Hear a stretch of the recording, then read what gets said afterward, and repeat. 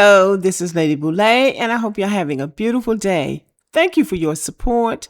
Thank you for subscribing to the channel. Thank you for your comments, and thank you for your thumbs up. Thank you for all you do to support the channel.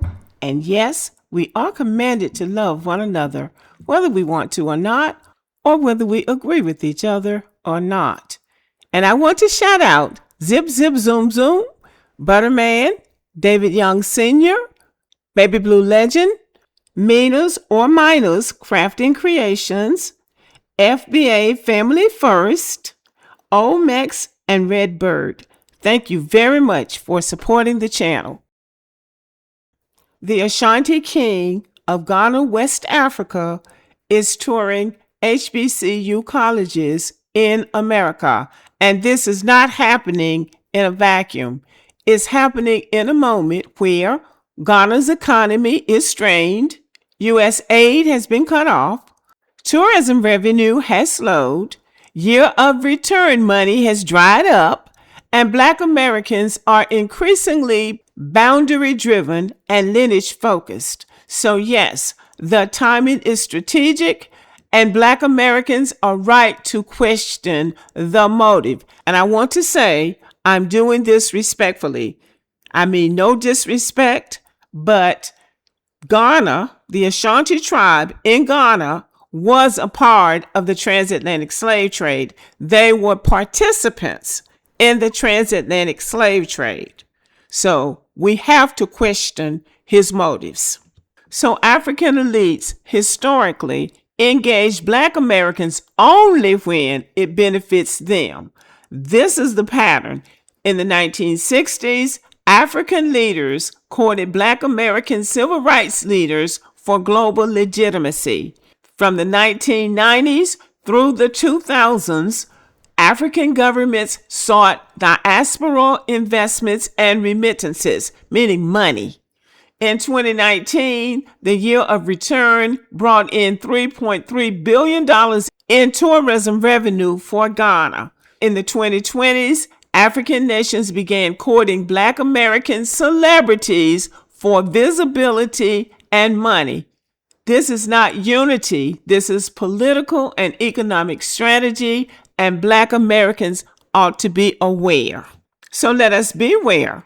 The Ashanti Empire captured people from neighboring ethnic groups, sold captives to European traders, profited from the transatlantic slave trade, and maintained slave force and training networks. So when the Ashanti King arrives at HBCUs with a message of shared heritage, Black Americans feel shared heritage? Your ancestors sold ours. And that's not hatred. That's historical clarity. No, Africa and Africans themselves have been writing this history in stone, self-documenting the existing African slave trade from 5,000 years ago, before most civilizations ever even existed. But like I said, this is not unique to Africa. There's nothing unique about it. I played this clip because the Africans try to absolve themselves of any involvement in the slave trade and say that the Europeans or the Arabs came in there and invaded them and made them do it. They were a part of it, and the Ashantis were a major part of it. The Dahomians were a major part of it.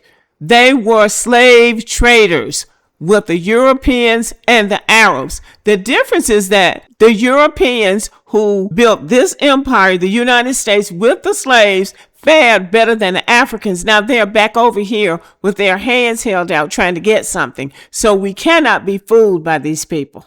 So there's one thing we have to make clear. Black Americans are descendants of U.S. chattel slavery. Whether you came from Africa or whether you were already here, you are a descendant of chattel slavery if your family members were enslaved. We are citizens whose ancestors built the country. We are owed reparations by the U.S. government, not the Ashantis, not the Ghanaians, not the Nigerians, not the West Africans. Black Americans are owed reparations by the United States government. We are culturally distinct from African immigrants. We are socially shaped by 400 plus years of American racial hierarchy. So when African elites show up talking about unity, it feels like you want access to our cultural capital, our institutions, and our influence, not to actually support our political struggle. And that is why we can be polite to anybody, but we cannot be taken in by them. And furthermore, our HBCUs are powerful cultural institutions because they carry legitimacy, prestige, historical weight, and emotional resonance. We were building HBCUs when they were over there in Africa trying to figure out how they ended up colonized. So while the Ashanti King is over here talking about our shared heritage, which we don't have, Ghana is facing reduced U.S. aid. Donald Trump pulled all that money from them. So they're facing inflation. Their currency is unstable. The tourism is declining. Black people are not running over there because now more black people are realizing that these people just might be running a scam, and they have rising debt. Black Americans represent tourism dollars, investment potential, cultural influence. Black Americans are taking a real risk when they try to invest in those African countries because there's a good chance that those people are just as crooked as they were in the 17th, the 18th, and the 19th century. They wanted to keep the slave trade going even after the white people said, enough already.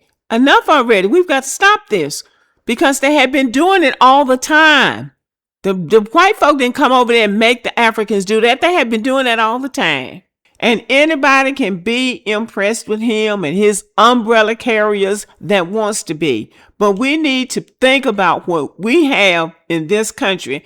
After 400 plus years in America, Black Americans have built a distinct culture, fought for our civil rights, shaped global music, art, and politics, survived state violence, created HBCUs, churches, and other institutions and organizations, and developed a lineage-specific political identity. So when African elites suddenly show up with smiles and speeches, Black Americans should be saying, respectfully, we are not your diaspora piggy bank. That's not divisive, that's self-preservation. And so I'm going to close with this.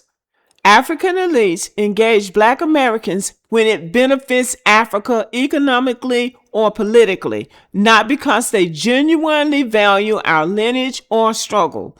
The Ashanti King's HBCU tour is symbolic diplomacy, not authentic solidarity, and Black Americans should approach it with clear boundaries and historical awareness. That's the truth. That's the boundary, and that's the message. Okay, y'all, thank you for listening. I'm going to link Shadid Bosen's video to the comment section because his video is very long, but he has some very good information, and not just about the transatlantic slave trade, but about slavery in human history. And as far as the Africans are concerned, they have to be wondering, how did we miscalculate this? These people that we sold into slavery are doing better than we're doing, and we're over in their country, over in their homeland, asking for support. I won't say money, I'll say support. Also, thank you for supporting Black American Lineage, and I am going to upload another video tonight or tomorrow. So be on lookout for another video soon on Black American Lineage, and thanks again for your support. Have a good evening.